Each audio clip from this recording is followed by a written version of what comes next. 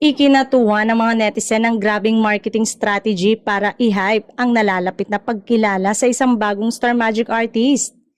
Star Magic is looking for a PA ang nakalagay sa quote card na may image ng isang lalaki na walang mukha. Nakasaad pa na ang qualification ay male, good-looking, pleasing personality, versatile, and creative. Sa caption naman ay mababasa ang be part of the Star Magic family. Sa comment section halos iisa ang hula ng lahat kung sino ang PA at ito ay walang iba kundi si Paolo Avellino.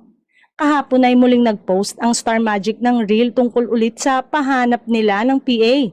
Dito mas lalong nakumpirma ng netizen na parte na ang muli ng nasabing management si Paolo. The search is coming to a close, caption ng Star Magic. Matatandaan ko manage ng Star Magic at LVD management si Paolo hanggang sa mag-expired nga ang kanyang kontrata last year and since then ay hindi na nag-renew.